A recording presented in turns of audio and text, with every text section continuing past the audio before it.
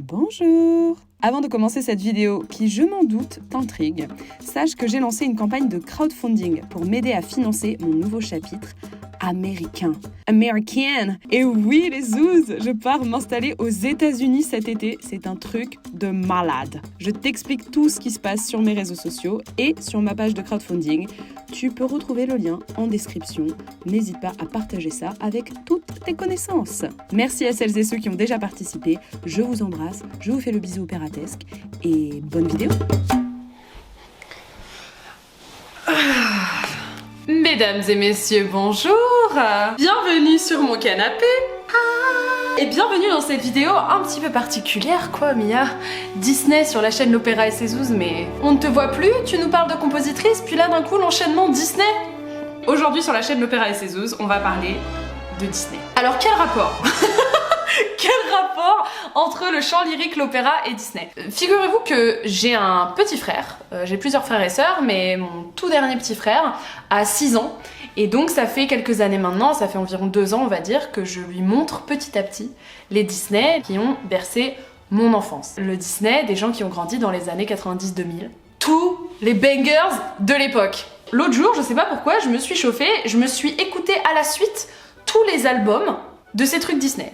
Et en ayant les écouteurs dans les oreilles, donc en n'étant jamais distraite par ce qui se passe sur l'écran ou moi-même en hurlant par-dessus, en fait juste en écoutant vraiment les voix et les arrangements et les orchestrations, etc., je me suis rendu compte de 1000 trucs, mais 1000. Donc j'ai commencé à prendre des notes et je vous donne un aperçu de cette note. Il y a des dingueries à remarquer.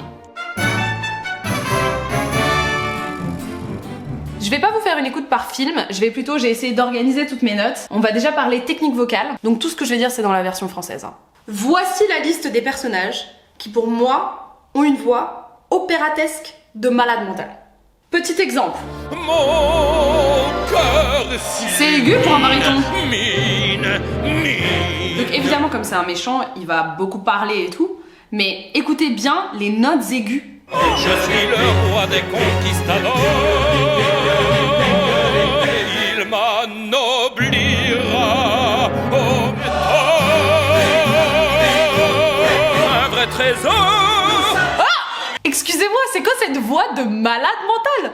En plus, le mec, ce qui est difficile, c'est que il passe d'un espèce de truc parlé en mode à faire des oh, cette gloire divine qui un jour me destine, ce qui est hyper aigu pour un baryton. Et puis après, il retourne sur la technique vocale de la. C'est incroyable. Lui, c'est mon préf. L'autre qui est assez ouf dans les versions françaises. Le meilleur. Déjà cette voix parlée.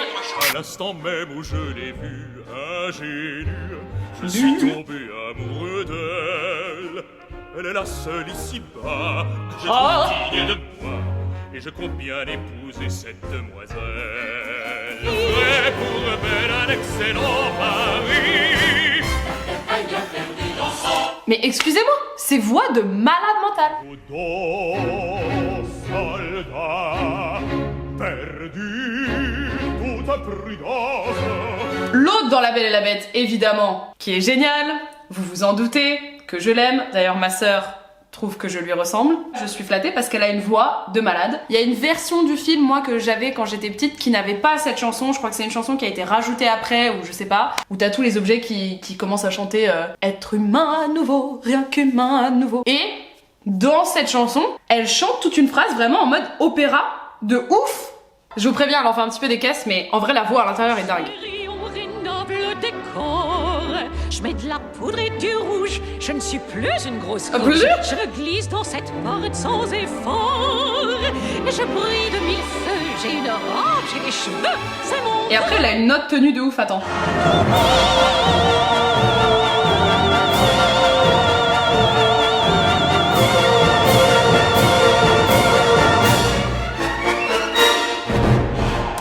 Excusez-moi.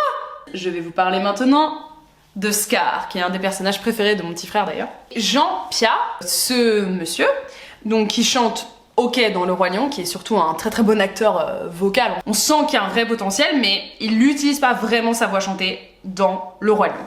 Mais il fait également un autre méchant absolument mythique, le juge Claude Frollo dans Le Bossu de Notre-Dame. Comment protéger ta vie si tu ne demeures pas ici? sur le pas, c'était très genre comédie musicale. Mais après, il a fait une couverture du son sur le ici. Ces voyelles I sont très opératesques, très lyriques, et je trouve ça très beau. Vous vous en doutez, il y a aussi quelques voix dans les films Disney que je ne supporte pas. Mais alors il y en a une, franchement, j'ai toujours su qu'il y avait un truc un peu étrange avec cette voix. C'est l'année 1937. Hein. C'est l'époque Mistinguett, Edith Piaf, tout ça quoi.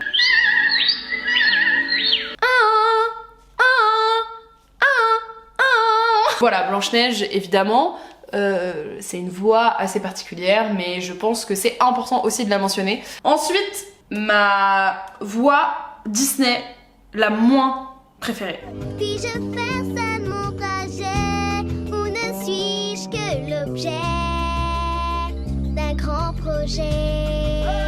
Elle change la voyelle au dernier mot. Déjà quand j'étais petite, ça me rendait ouf.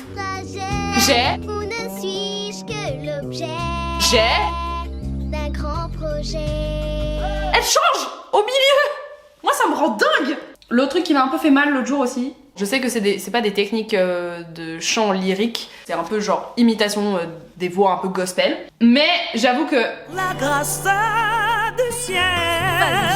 c'était la langue de Cher là. Du ciel. Mais qu'il devait regarder. Vous avez entendu? Qu'il devait regarder. Non, écoutez. Jamais qu'il devait regarder. On a même l'impression que genre c'est une autre prise qu'ils ont coupée vite fait. Jamais qu'il devait regarder. On dirait que c'est une ventriloque d'un coup. Qu'il devait regarder grandir. L'ouverture de La Belle et la Bête. Écoutez bien la diction des tout premiers bonjours. Bonjour. Bonjour. Bonjour. Le premier bonjour, c'est un américain. Bonjour. L'histoire de La Belle et la Bête, ça se passe en France, dans un village français, et donc du coup la chanson en américain c'est bonjour, bonjour. Mais là, ils ont pas demandé à des Français de réenregistrer les premiers bonjours. Du coup, c'est hilarant. Le premier mot du cœur dans La Belle et la Bête. Bonjour. Bonjour. Bonjour. Les princes charmants en général c'est des ténors, les princesses en général c'est des sopranes, sauf si d'un coup elles ont une autre origine et qu'elles sont pas genre blondes aux yeux bleus comme Pocahontas et Esmeralda. D'un coup hop c'est des voix de mezzo, c'est pareil à l'opéra.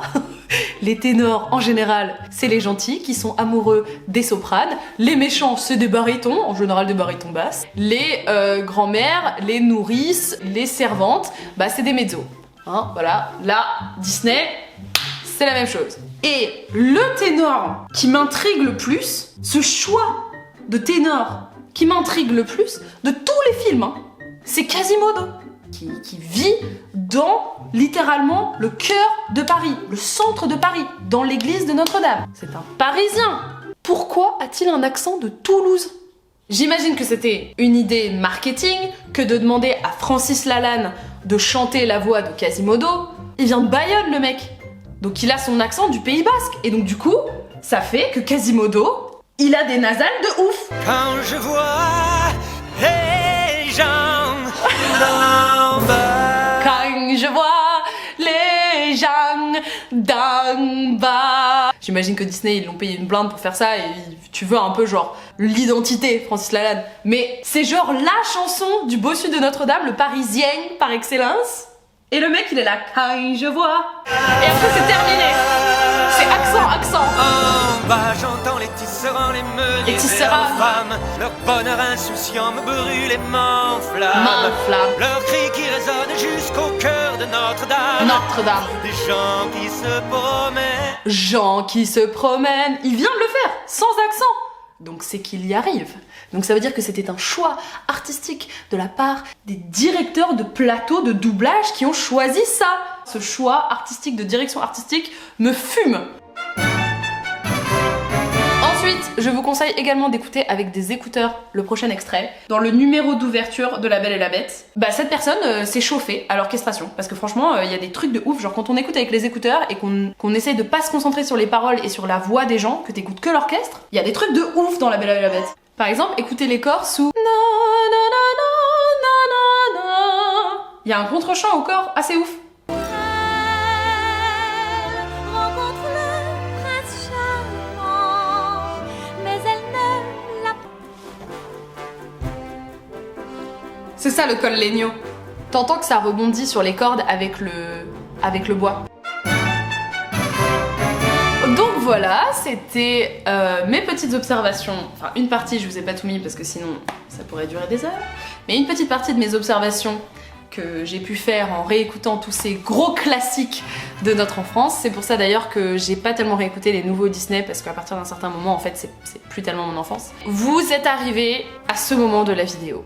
Bravo, vous êtes venus jusqu'au bout. Et donc du coup, je peux vous révéler que mon meilleur pote Andrew, que vous connaissez si vous avez suivi mes vlogs sur ma chaîne, etc., qui est donc malaisien, un jour, il m'a appris... il m'a demandé de garder le secret, donc évidemment je vous le partage. Il m'a appris qu'il faisait partie avec ses collègues et amis, en fait, ils ont fait partie d'un groupe de musiciens et de chanteurs qui ont adapté en 2015 les versions chantées en malais. Bambi.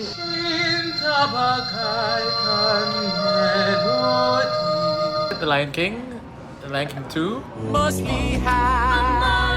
They received the tracks without any vocal lines, and then we had to figure out all the translations into Malay, and we recorded them, and that was a cool experience though.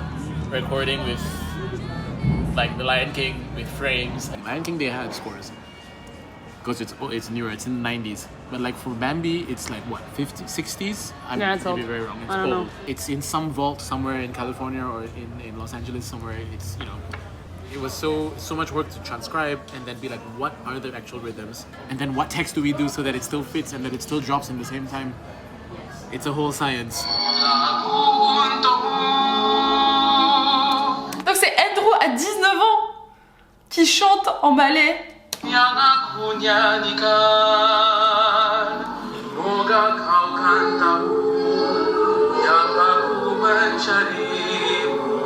Voilà. J'espère que ça vous a plu cette vidéo.